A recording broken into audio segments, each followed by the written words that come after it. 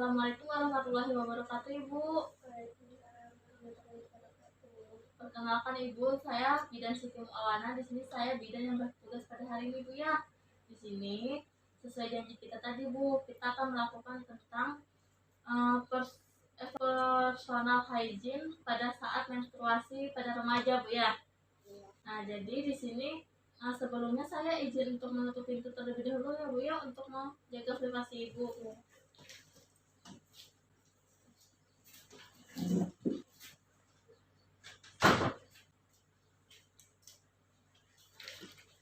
Baik Ibu, saya izin menyiapkan buku, Bu ya.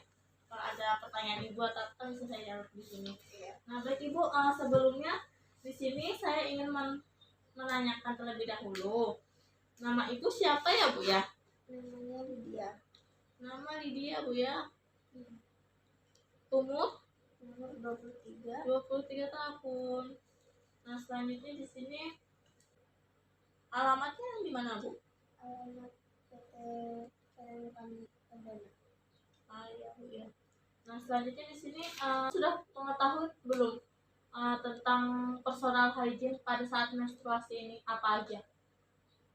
Belum, Bu ya. Jadi di sini saya akan menjelaskan terlebih dahulu, Bu ya. Jadi personal hygiene itu adalah berkaitan dengan tindakan untuk memelihara kesehatan alat reproduksi atau kemaluan ibu saat masa haid atau masa menstruasi. Nah, jadi di sini saya akan juga menjelaskan faktor-faktor yang mempengaruhi tentang personal hygiene, Bu ya. Yang pertama itu adalah penampilan, di mana penampilan ibu umumnya seseorang akan terlihat di mana sih menggambarkan pentingnya kebersihan tentang ibu saat masa menstruasi. Nah, selanjutnya itu ada praktik sosial, di mana sosial ini ada kelompok-kelompok sosial dan mengetahui perilaku, di mana perilaku orang kan dalam sosial ini beda-beda, Bu ya, dia peduli atau enggak sama personal hygiene atau tidak. Biasanya ini untuk anak-anak yang dimanja orang tuanya lebih susah, Bu, karena dia biasanya kan jatuh dengan orang tuanya, tiba-tiba ini dia harus mandiri, kan enggak, Bu ya. Nah, selanjutnya itu ada tingkat ekonomi, di mana tingkat ekonomi ini juga salah satu faktor. Kenapa? Dari personal hygiene ini kenapa tingkat faktor ekonomi juga dimasukkan? Karena saat kayak kan orang melakukan personal hygiene atau pembersihan diri kan harus pakai sabun, pakai sikat gigi, pasta gigi, sampo. Itu kan menggunakan uang, Bu ya. Makanya itu dimasukkan untuk tingkat ekonomi. Nah, selanjutnya itu ada tentang pengetahuan pada masa menstruasi. Jadi kan ada kadang-kadang orangnya sudah menstruasi tapi dia nggak paham apa sih menstruasi itu katanya. Nah, jadi pengetahuan yang mempengaruhi perilaku seseorang tentang tidak. Nah, selanjutnya ada pengetahuan tentang menstruasi, Bu ya, dimana pengetahuan ini sangat perlu, Bu ya. Kalau menstruasi itu tidak biasanya untuk perilaku pengetahuan ini bisa dilihat untuk menjaga alat reproduksinya, Bu ya, ditetapkan agar tidak menimbulkan penyakit. Nah, selanjutnya budaya ini salah satu faktor yang paling susah, Bu, dimana faktor kepercayaan budaya seseorang dan nilai pribadi mempengaruhi dari untuk personal hygiene ini, Bu. Dari latar budaya yang berbeda-beda biasanya, Bu ya, kan budaya itu ada kebiasaan seseorang. Biasanya kebiasaan seseorang ini sangat mempengaruhi dalam faktor ini. Karena apa? Kebiasaan seseorang ini atas kemauan sendiri, Bu ya, kayak mana seperti mandinya, bercukur itu bercukur yang di alat kemaluannya itu bulu rambutnya lah, habis itu berpotong kuku, merawat rambutnya seperti apa, menggunakan biasakan sampo orang itu berbeda-beda, Bu ya, cocok-cocokan sampo apa, mau sabun wajah apa, sabun mandi apa, kebiasaan seseorang, Bu ya. Nah, selanjutnya ada kondisi fisik, di mana kondisi fisik ini apabila ibu nih sakit, ibu kan tidak mungkin membersihkan sendiri, pasti ibu membutuhkan bantuan orang lain, Bu ya. Nah, selanjutnya itu ada indikator, Ibu, indikator pola hygiene pada masa menstruasi. Yang pertama itu ada perawatan kulit dan wajah.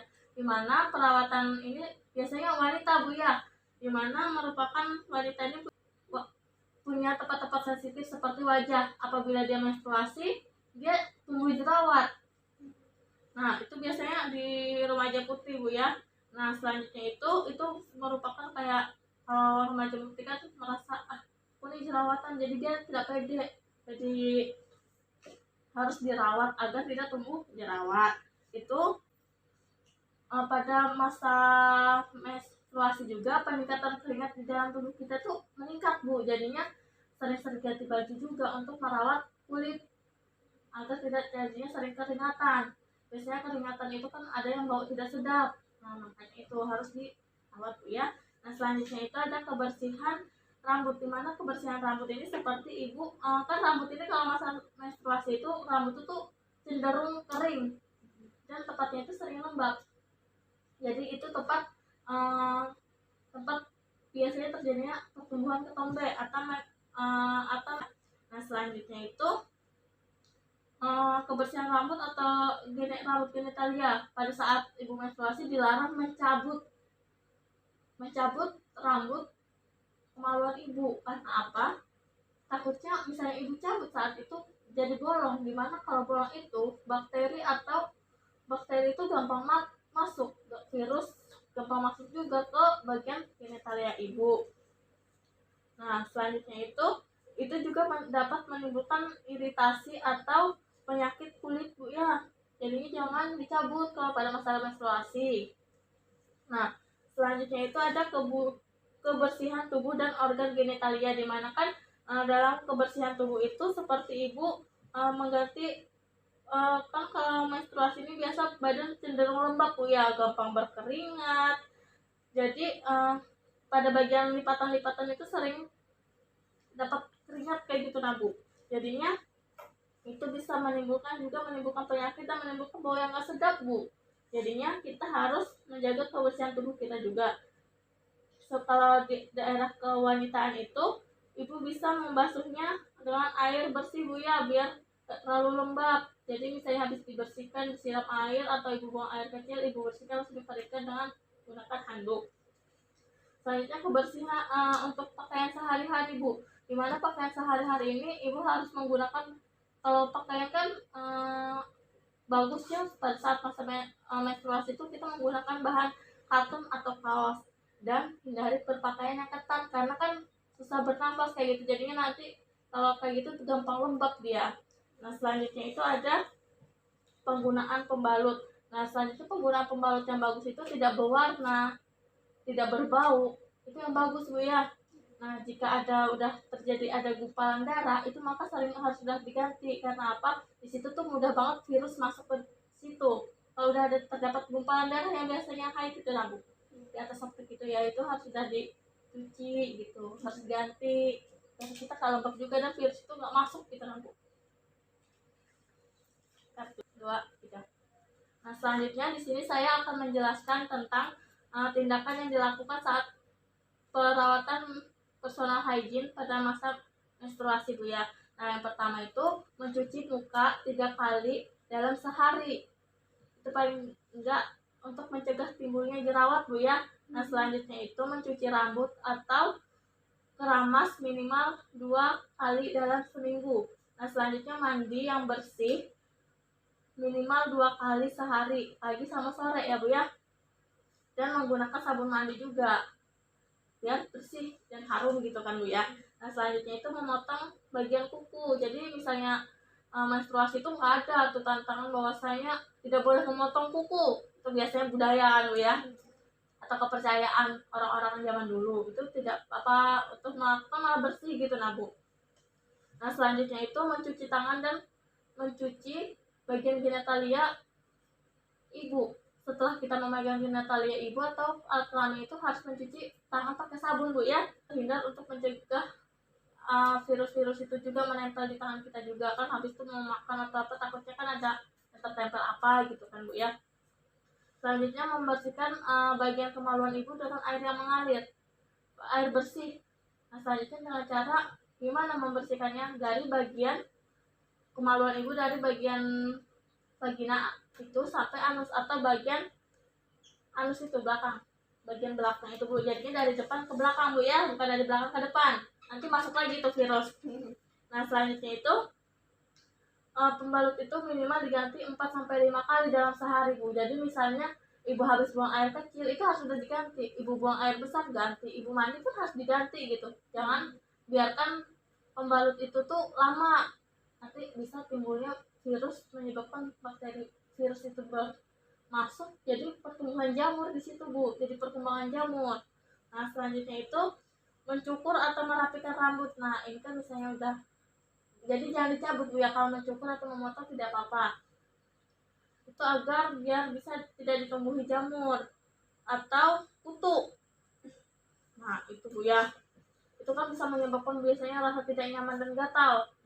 Nah selanjutnya itu ada beberapa yang dampak yang sering timbul pada saat menstruasi. Yang pertama itu seperti dampak fisik, di mana dampak fisik ini bisa menimbulkan infeksi pada alat reproduksi. Alat reproduksi itu seperti kayak kanker rahim. Nah, ya sampai Bu ya, kanker rahim seperti keputihan, dan jika tidak segera ditangani itu takut menyebabkan kemandulan juga Bu, bisa kemandulan. Jadi jangan pernah meremehkan hal kecil tentang itu. Jadinya selanjutnya itu ada dampak psikososial, di mana psikososial ini masalah sosial yang berhubungan dengan hygiene adalah mengganggu kebutuhan rasa nyaman. Nah kan biasanya hal itu kan nggak enak kan di saudara itu ya, itu kan tadi yang dibilang ketidaknyamanan. Nah mungkin di sini itu aja yang bisa saya sampaikan Bu. Apa ada yang ingin ditanyakan? Kalau ibarat menstruasi kan banyak ya, kadang lebih dari 1 minggu, kayak Iya. gitu gimana? Kalau dalam masih 1 minggu itu masih normal Bu ya. Kalau yang dibilang nggak normal itu lebih dari 15 hari. Siklusnya udah nggak normal gitu. Nah, tadi kan saya juga udah menjelaskan Bu ya. Sekarang gantian saya menanyakan kepada Ibu. Tadi kan saya udah menjelaskan banyak, panjang. Salah satu tindakan untuk melakukan personal hygiene tadi apa ya Bu? Mandi bersih, habis itu mengganti pembalut rutin, Iya betul. sama menjaga diri.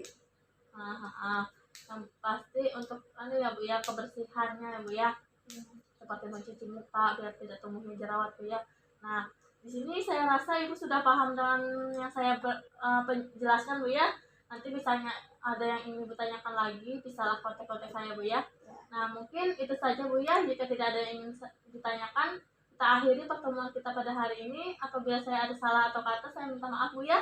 Akhir kata, wabillahi taufiq wal hidayah. Wassalamualaikum warahmatullahi wabarakatuh Ibu. Ya Bu, saya antar ke depan Bu ya.